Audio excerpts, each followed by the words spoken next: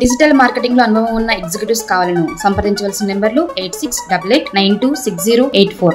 కేసీఆర్ కు shock. Power commission రద్దు చేయాలన్న పిటిషన్ కొట్టివేసిన హైకోర్టు. చట్ట ప్రకారమే జస్టిస్ నరసింహారెడ్డి కమిషన్ నియామకం. ప్రాథమిక ఆధారాలతోనే కేసీఆర్ కు నోటీసులు ఇచ్చింది. బహిరంగ విచారణ కాబట్టి ఎంక్వైరీ స్థాయిని మీడియాకు చైర్మన్ చెప్పారు. అట్లా చెప్పడానికి పక్షపాతం అంటే ఎట్లా? ఊహాజనిత ఆరోపణలు చేసుడేంది. కేసీఆర్ పై హైకోర్టు ఆగ్రహం. కమిషన్ నోటీసుల అమలును ఆపలేమని తీర్పు. రైట్, ఇక్కడ కేసీఆర్ ఏంటంటే సర్వం నన్ను నేను దైవ సమానుని నన్ను విచారిస్తారా అనేటువంటి అంశంలో ఛత్తీస్గఢ్ విద్యుత్ కొనుగోళ్లలో జరిగినటువంటి అవకతవకల పైన జ్యుడిషియల్ ఎంక్వైరీ జరుగుతూ ఉంది. ఈ జ్యుడిషియల్ ఎంక్వైరీ జరిగేటువంటి క్రమంలో కేసీఆర్ ను విచారణకు రావాల్సిందిగా కమిషన్ చైర్మన్ నోటీస్ జారీ చేసిండు. కేసీఆర్ దానికి రిప్లై ఇవ్వాల్సింది పోయి అసలు నువ్వు ఎవడవా విచారణ చేస్తేందుకు నీకు సంబంధమే లేదు, నీకు అర్హత లేదనేటువంటి తీరులో కమిషన్ మీదకి ఎదురుదాడి చేసిండు. కమిషన్ రెండోసారి నోటీస్ జారీ చేసింది.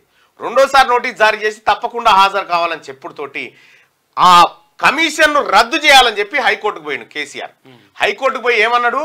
ఈ కమిషన్ చైర్మన్ గారు విషయాలన్నీ బహిరంగపరుస్తా ఉన్నాడు కాబట్టి కమిషన్ను రద్దు చేయాలి, ఈ కమిషన్ అర్హత లేదనేటువంటి రీతిన కేసీఆర్ కోర్టుకు పోతే హైకోర్టు విచారించి అసలు నీకేమైనా బుద్ధి ఉందా కేసీఆర్?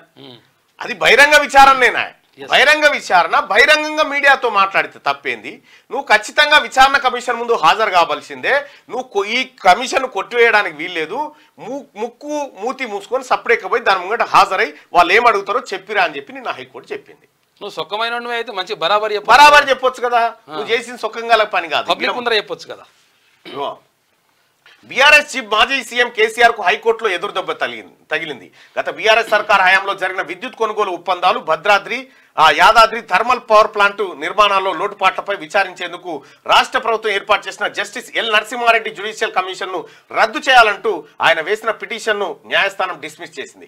విచారణకు స్వీకరించే ప్రాథమిక దశలోనే high court chief justice Alok Aradhe justice Anil Kumar జూకంటితో కూడిన డివిజన్ బెంచ్ కొట్టివేస్తూ సోమవారం తీర్పు వెలువరించింది. కమిషన్ కు విచారణ అర్హత లేదన్న కేసీఆర్ వాదన చట్ట వ్యతిరేకమని తేల్చి చెప్పింది. కమిషన్ పై ఊహాజనితంగా కేసీఆర్ అభియోగాలు మోపారని, ఎలాంటి ఆధారాలు చూపలేదని పేర్కొన్నారు. ఇగో ఇట్లుంటది కేసీఆర్ పని. ఇన్ని రోజులేమో ఆడిందే ఆట పాడిందే పాట, నేను ఏం చేసినా నడుస్తుందనే విర్రవీగిపోయిన అహంకారం ఆఖరికి హైకోర్టు కూడా కేసీఆర్ ను సమర్థిస్తలేదు. కేసీఆర్ నువ్వు చెప్పేది అబద్ధం, నువ్వు తప్పు చేస్తున్నావు, నువ్వు చట్టం వ్యతిరేకంగా మాట్లాడుతున్నావు అనేటువంటి మాటను హైకోర్టు కూడా తిట్టి పంపింది. ఇప్పుడు మళ్ళీ సుప్రీంకోర్టు కురుకుతుండొచ్చుగా. ఈడ చొట్లు పడ్డాయి.